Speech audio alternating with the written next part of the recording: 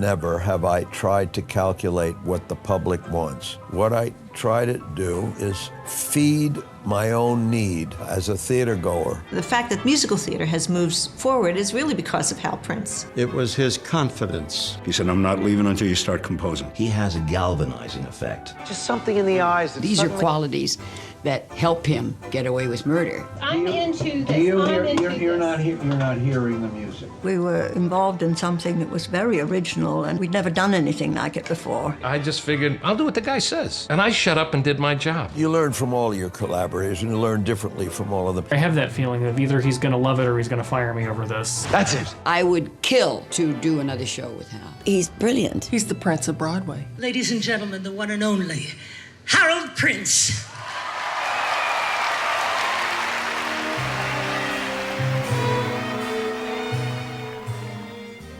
Hal had an abrasiveness in his tone often, but with a sweetness. Who is the auctioneer? You're very good. You're really swell, which is always what precedes a note. But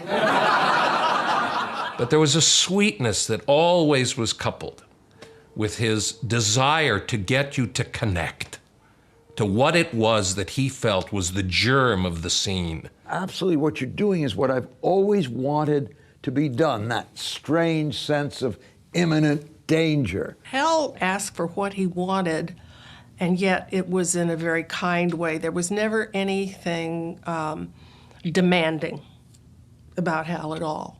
Small but important point. In Music of the Night, when you're downstage and you put your hand up to his mask, don't recoil.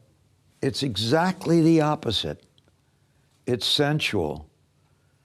And that's what's so sick weird about it. Get into it. It's, you know, the girl's enthralled.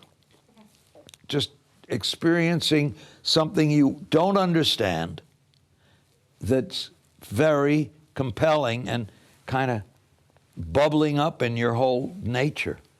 So I don't know what this is, but that's what I have to see, somebody transported that way. You get a great feeling of a sense of security, great sense of security, when you feel like a producer and director really knows what he's about. He really knows his theater business and is constantly moving you ahead. And he is brilliant at that, absolutely brilliant. One note you'll be happy to know was for you, and I can't read it. So continue to give your usual performance. I thought the show was too loud. Judy Prince said, "You're not going to tell them it's loud, are you?" And this is my wife. And I said, yes. She said, "Oh, I love when it's loud." But, you know, that's her problem. And,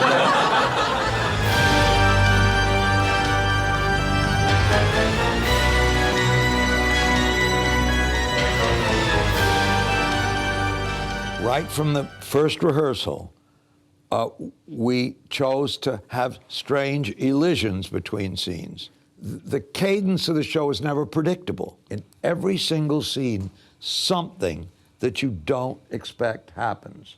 That's what I think propels the story so well, and what I think is the gold that's mined in the show, and why we're still here. It's a show where it works because we never, ever let up.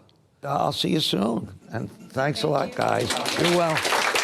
I didn't do Phantom of the Opera to achieve the greatest financial success, perhaps, of all time. That was not an impulse. It just happened. Are the old character actors up here? No.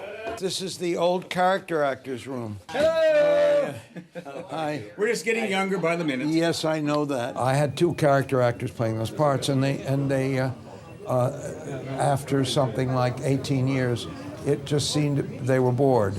And so everybody said, "Don't you think that maybe it's bye-bye time?" And I said, "No, I want to think about it, because they're great favorites of mine." And the next day I said, "I know what I'm going to do," and I had them switch roles.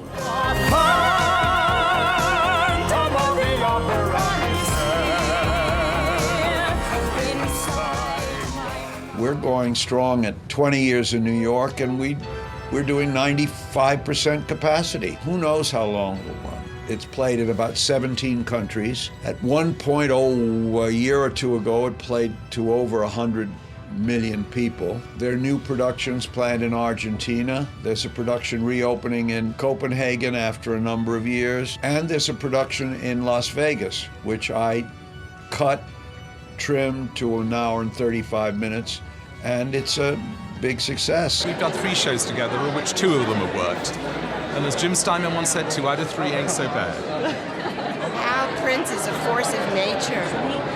He is the most passionate person I know about the theater. Almost never have I tried to calculate what the public wants. And the rare occasion when I have, I've regretted it. What I try to do is feed my own need as a theater goer, as well as somebody who works in the theater. I want to see something on the stage that I have not seen. In the theater, you have to let the imagination of the audience supply something which they don't supply in films. The film is there for you. The television show is there. You are not complicitous in the creation of a piece of work. When you're in a theater and people are speaking from the stage, you sit more on the edge of your seat. You fill in blanks. All of that excites the imagination and makes you, as a member of the audience, contribute. Hence, you're kind of a collaborator. If you don't like what you see, the actors on stage know it. Your response affects their performance. So every night, a performance is a little bit different based on the audience's response. Theater is responsible for the quality of your life in art. It triggers your curiosity. You don't take a film very often in as much as a really rich theatrical experience.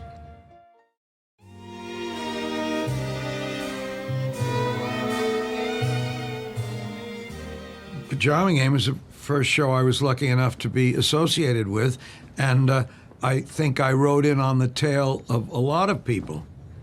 The next stage was West Side Story, but the next watershed moment was when I did Cabaret, which I directed and produced. And then along the way, I met Kander and Ebb, and Bach and Harnick were wonderful. I even forgot Fiddler on the Roof, which preceded Sondheim, which was 1964, which was an extraordinary show. Then I started to work with Sondheim, 10 years of doing musicals, which were, I guess, quite courageous. We did Company, we did Follies, Pacific Overtures, a little night music. They were really, I think, groundbreaking in terms of not just subject matter, but how they were created. Non-linear musicals without stories, but with character. And Steve could pull that off brilliantly. One of the things I like about working with Hal is that we see the large stuff the same way and the details in the same way, and where we disagree is in the middle ground, and that makes for a very stimulating collaboration. If we agreed on everything, it would be sort of dead in the water. If we disagreed on everything, it would not only be unpleasant, it would be unproductive. Steve sent them to Hal. I don't know. For advice. And for Hal, advice, which I surprisingly, didn't know. instead of advice, said, how about a musical of these? And I said it would be very peculiar. How about how you also said, this is interesting, in view of your character, which God knows the entire world knows well, like the back of its hand. You said yes. He didn't say, let's think about it. No, I said yes. I said, let's do it. I said, what do you think about doing this musical? And he said, I'll do it. When Sondheim writes material, I usually think it's, as good as it gets. Every once in a while, I'll say, is that good? And every once in a while, I'll shake him. And he'll say, maybe, no, not good enough. But just as often, he'll say, Hal, you'll like it. He told me a couple of stories. He said that I actually went to Stephen's home, walked in, sat down in the room with him and said, okay, come on, compose. He said, I'm not leaving until you start composing. Even though he and I may disagree what the show is actually about, we agree with the size of the canvas, so to speak. We certainly also agree on the details. She's saying the line too fast, he's not singing the song comically enough, whatever it is. It's in the middle ground where the intention of a scene or the weight of a performance, it's only there that we disagree. I had to persuade Hal to do Sweeney Todd. He said, I know what you want. You want a small, scary musical, which is indeed what I wanted. He said, but I could give you something large and maybe epic in size. I gathered that was the only way he would be interested in doing it. And to this effect, he designed a very large show. I knew that one day it could be done small, but I wanted Hal to direct it, so it was fine. Of course, it turned out to be a wonderful, brilliant production. But Hal also professed to not be able to identify with the motive of revenge. He said, for me, it's about the economic and class structure in England. I said, for me, it's about revenge. He said, well, I really don't understand revenge. And I thought, listen, everybody understands revenge, whether you admit it or not. Oh boy, did we approach Sweeney Todd from different viewpoints, Steve and I. He had seen a version of it in the East End, Joan Littlewood's old theater, and it was funny. And they served meat pies at intermission. That didn't tickle me. I didn't get it.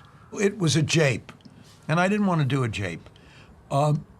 So I politicized it. What he did with Sweeney Todd and taking it from a chamber piece about individuals and sort of making it about society and mechanized world and grinding up people in it in addition to the world of the play itself. That's a very Hal Prince kind of thing to do. Hal certainly had some very far out and very original ideas and ways of how he was going to do it on stage. The traditional thing of having the music and the orchestra underscore the moments of melodrama. Well, I asked for, because it was a factory, I asked for a factory whistle. It's the most chilling sound. You'll hear it, and it's quite alarming. The first time it goes off is right at the beginning of the show, and it has the effect of scaring the hell out of the audience. And you hear a terrible scream from a dozen people in the house, and then we get on with the show. I always remember the first time we all gathered as a cast, and he was sitting down in the first row of the audience, and he addressed all of us. And he said, we are about to embark on a project which has probably never been done before in the musical theater. And he proceeded to outline how he planned to bring it to the theater, to the stage, and how he wanted our attitude to be as far as performers. He said, for instance, I want you all to learn every note of every song before you come to rehearsal for the first time. And we did. We all felt, I think, that we were involved in something that was very original, and we'd never done anything like it before. People walked out in droves in the beginning of that, and now it's pointed at as one of the highest examples of the art form. It was a hit immediately, but it ran out of an audience after a year and a half because people would say to people, you've got to see Sweeney Todd, and then people would say, what's it about? And they'd say, well, it's about cannibalism, really. It's about, or whatever. And people would say, you couldn't drag me in to see that show. And I suspect that that's probably responsible for how wonderfully it's always received, but how ultimately its audience is somewhat limited. I tend to think of what can go wrong with a show, and he tends to think of what can go right with a show. And his enthusiasm often will carry me from low point to low point. He has a galvanizing effect on everybody he works with, which is invaluable. And I have rarely worked with anybody who has that kind of positive and constructive way of viewing what he's working on. His enthusiasm is endless. And when I leave a meeting with Hal, I can't wait to get back to the piano and the yellow pad.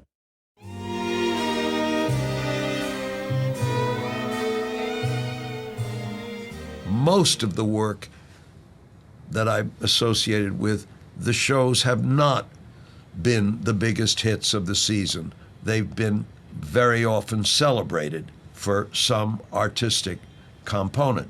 The show back there on the wall is a show that I did in 1971 that at that time was the most expensive musical ever done, $800,000.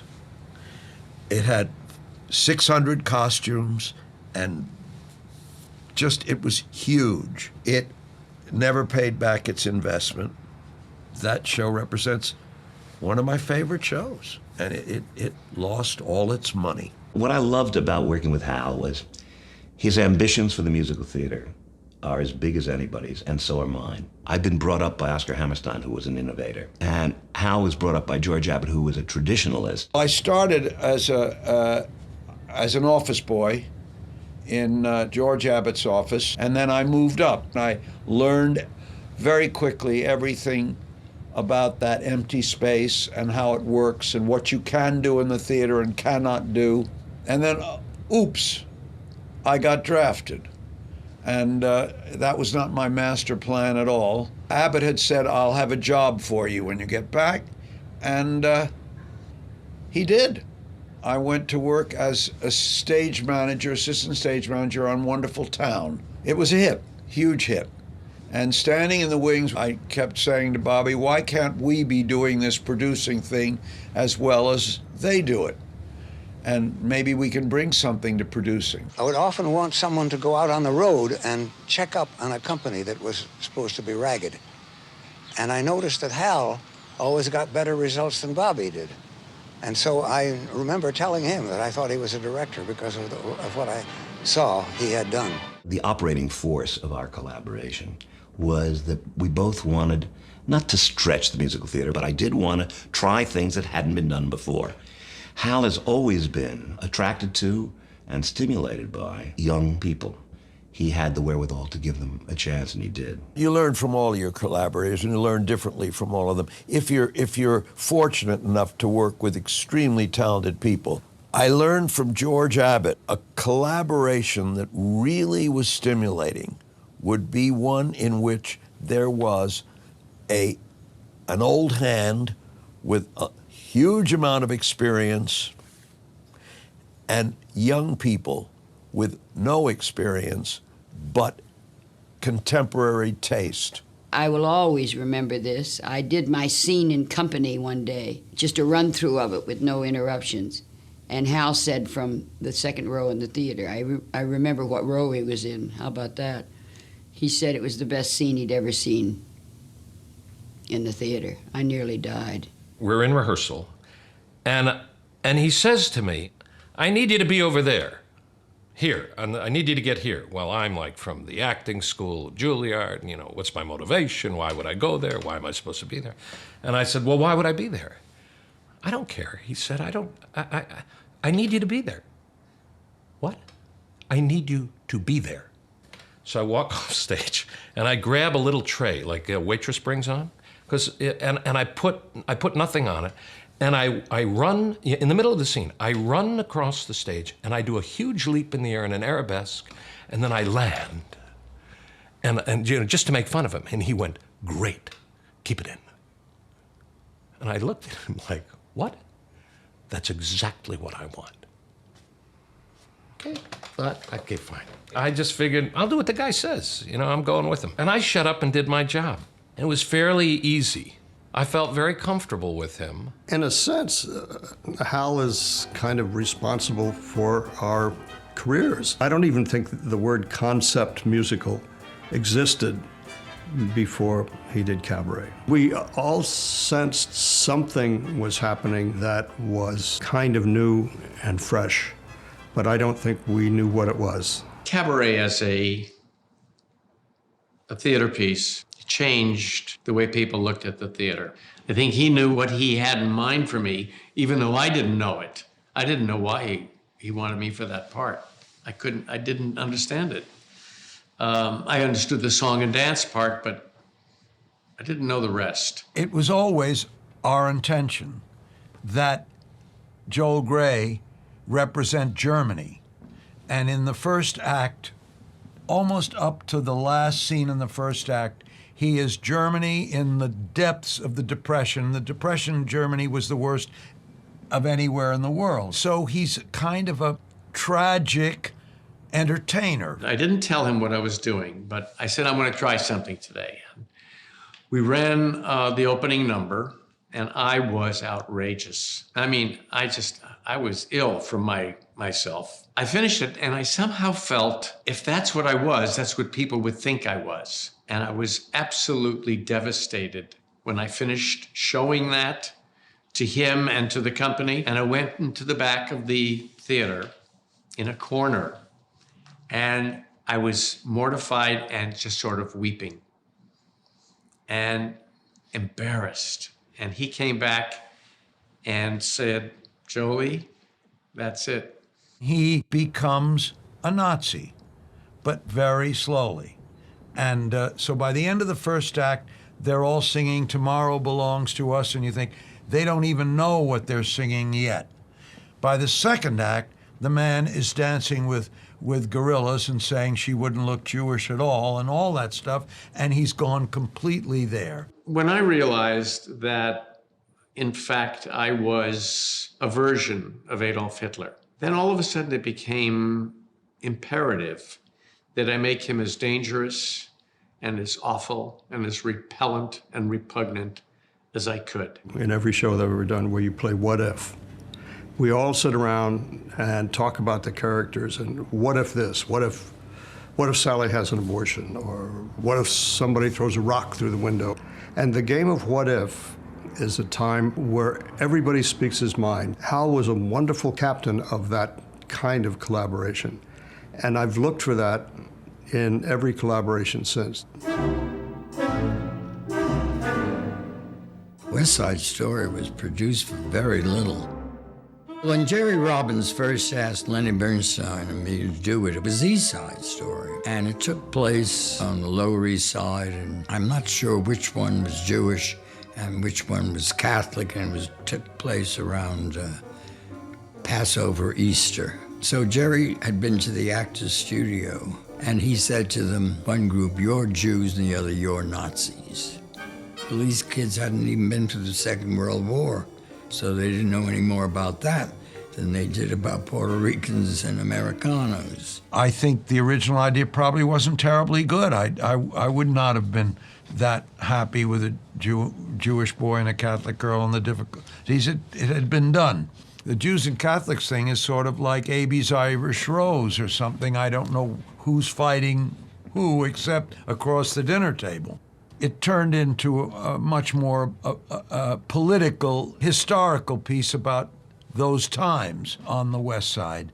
This, of course, was very fresh. Hal maneuvered through difficult waters very tactfully.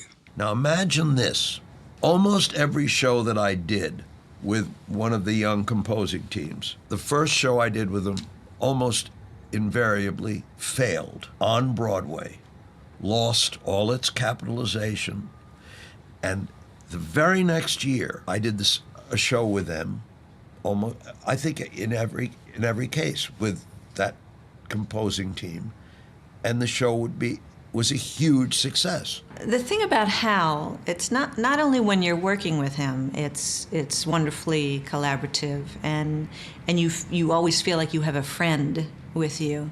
To be with someone who loves the theater so much and has contributed so many wonderful things to the theater that have been political and groundbreaking and have moved theater forward. I mean, the fact that musical theater has moved forward is really because of Hal Prince. Thankfully, in this world today, painting, poetry, and music are on the rise. So much is owed by America and the world to all of our artists, and especially to those whom we honor here tonight. to Kirk Douglas, Aretha Franklin, Morton Gould, Hal Prince, and Pete Seeger. To all of you, we give a national standing ovation.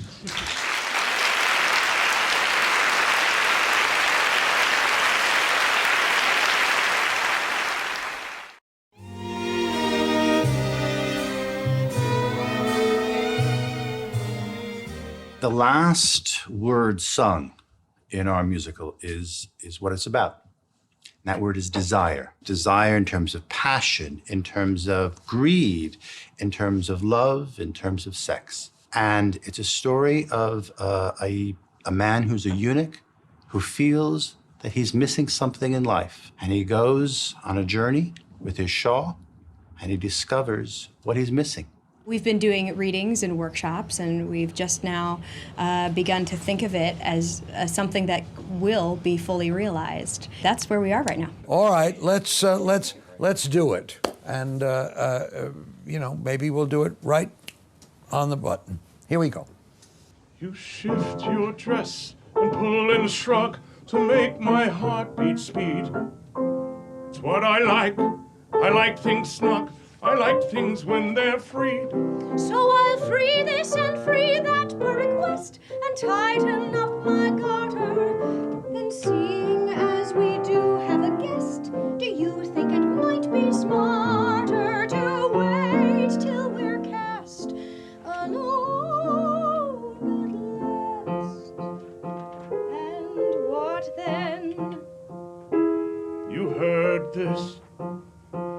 It's really a story of love and rediscovering love and how sexuality and love coexist, but it's mainly a love story set in this kind of crazy world. This is a kind of piece that gets at those more tender emotions that I think are part of when, sex and emotion really come together. Mm-hmm. And I think that's something really fragile and elegant to communicate, fragile and challenging to communicate, and this does so in a really elegant way, I think.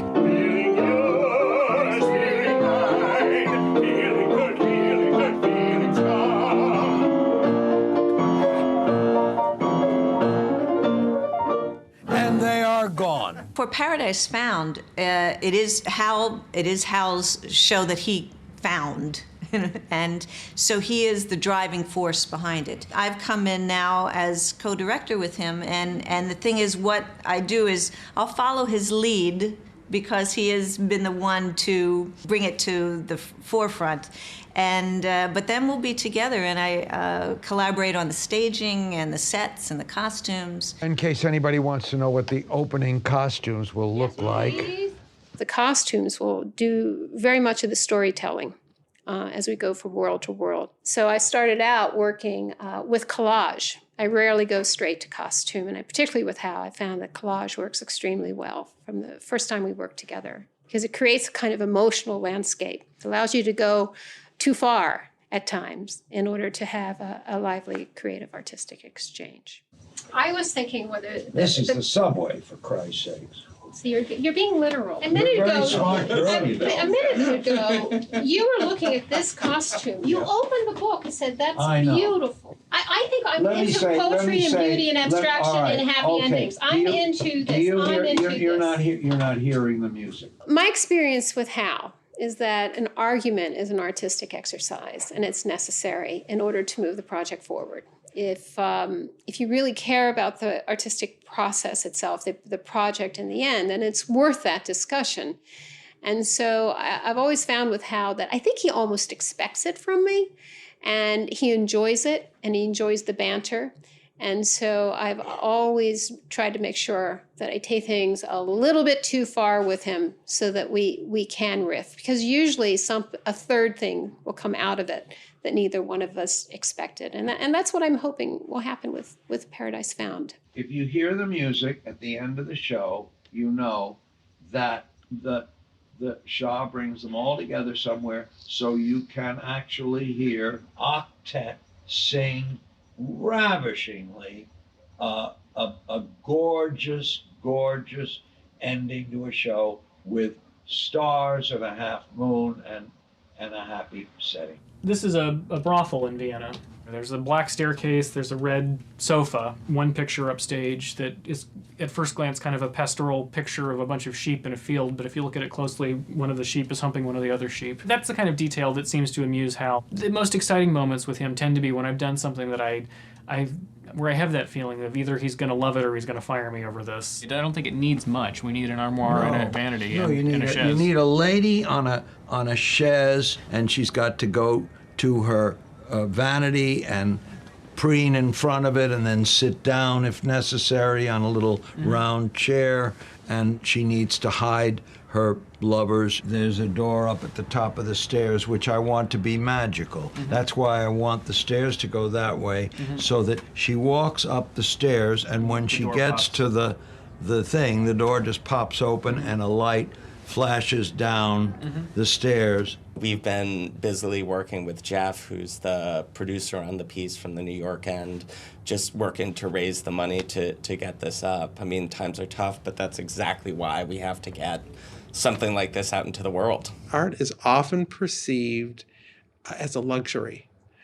And in fact, during the Depression in America and during very troubled times, art is, people need to feed their souls. Most of the shows that I've done have not been anticipated with any excitement before they opened.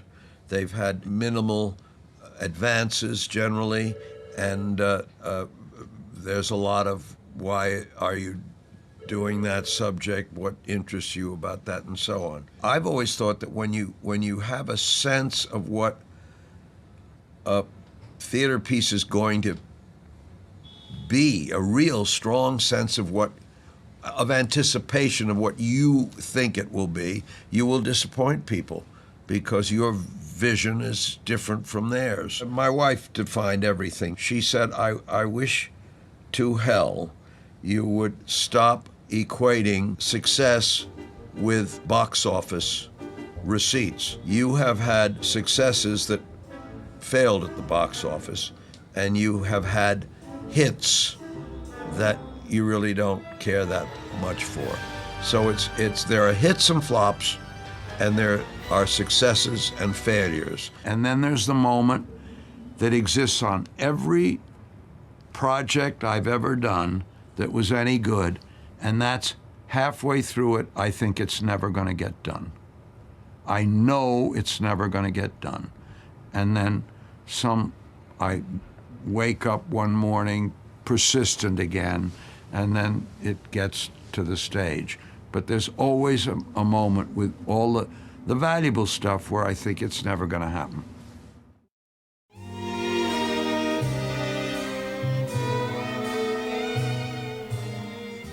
A visionary who's an artist, like Hal Prince, tries to take whatever he can, all the music and the words and the actors and the movement and the sets, and create a little wish to leave you, to see how, if you want, you can make your life and the life of your children a little bit better.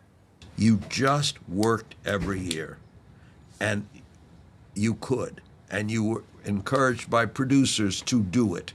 But the price was so different. You could do a musical for $250,000 or less. Damn Yankees cost $162,000 of a $250,000 budget. Full scenery, costumes, the works. Now you're talking $10 million. So it's really hard. So where do those young artists cut their eye teeth? Where do they keep growing? How is that opportunity available to them? Somebody's going to have to come up who was my age all those years ago and reinvent the wheel. And certainly there are bright kids who can do that, but they're going to have to fight through a lot of things that are now conventionally accepted. Because we're spending so much money, we now must bring demographics into it and decide what our project will be based on its potential.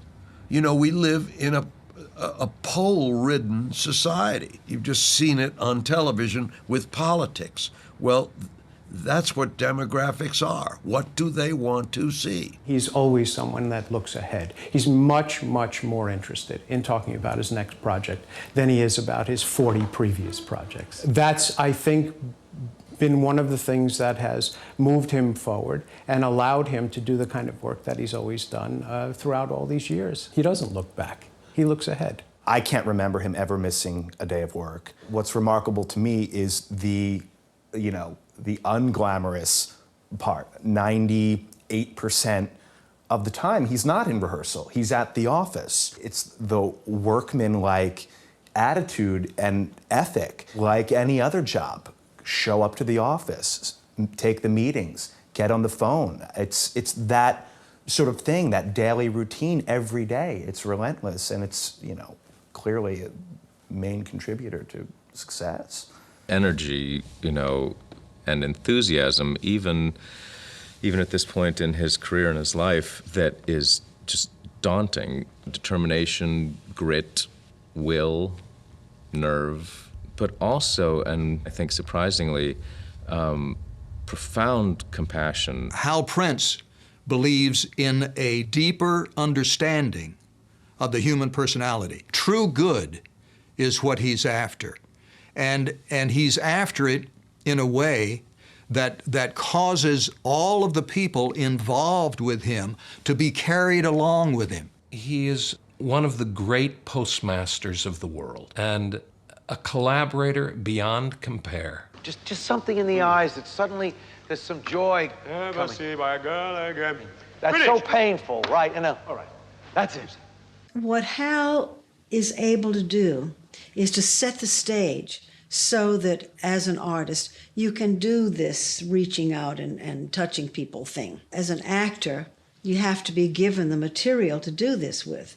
And if you have a director like Hal who can really set you up in a way, then you're home free. Hal sees beyond the obvious. He sees beyond the fear in a human being. He sees this all makes him a good director and a good producer. And in whatever he decides to do, these are qualities that help him get away with murder, because he's talented. God, he's talented. Well, Hal doesn't intimidate, and he very easily could. And he's smart enough not to.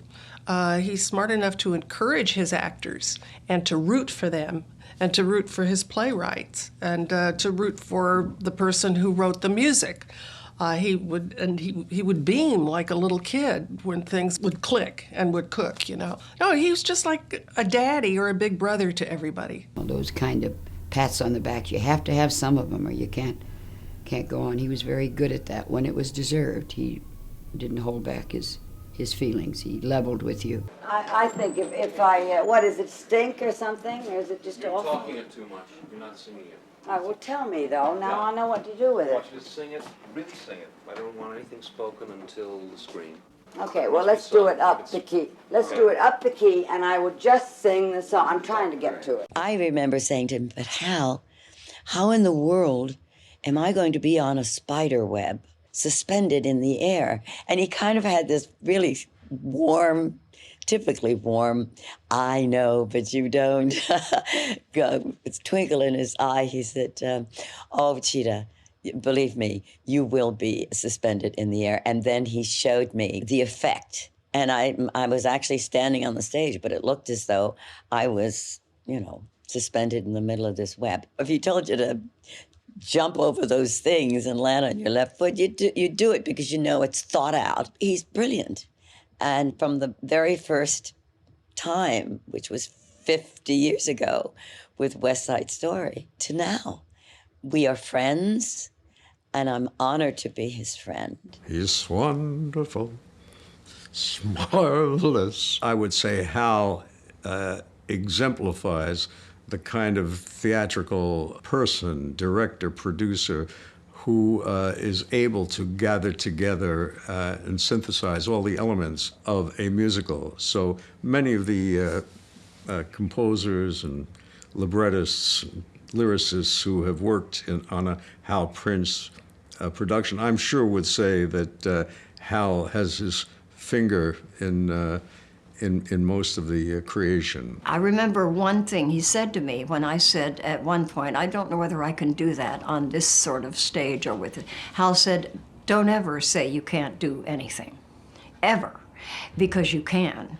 And don't ever let anybody tell you you can't do something, because you can. Get out there and just do it. He's graced our theater with originality, beauty, art. He's made our imaginations dance. I wasn't too sure of myself, but we were sharing, Hal Prince and I were sharing a cab, and he said, Sheldon, you're going to be one of our best lyricists.